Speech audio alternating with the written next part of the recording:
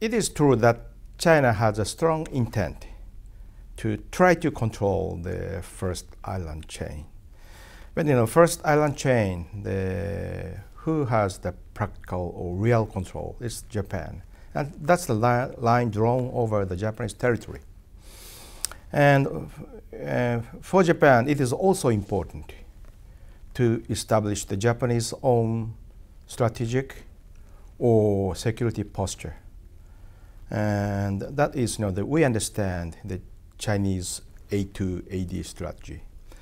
And we also have some idea to counter the A2AD strategy.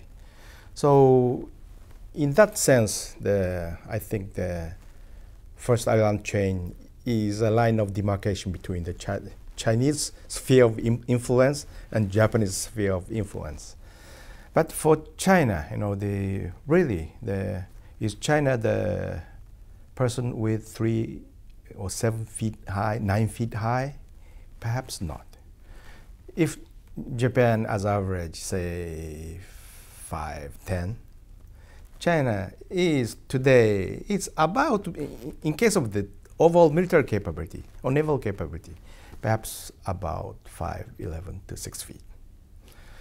And we are in the alliance of the United States, and that's the China really does not want. So yes, China has an appetite and intent to try to control or take the part of islands. But Japanese, the strategy and the operation concept is actually not allow China to do that. So there will be some strong military non-fight confrontation. But I think Beijing, Tokyo, and Washington, they are wise enough not to go to the real combat or war. So situation will be maintained, will last long. So these power games, putting the first island chain in the middle, will last decades, but does not go escalate into the war or combat. 3 players are wise enough.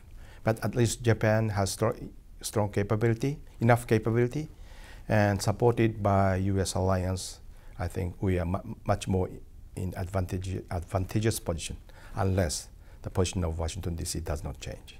And I don't think so.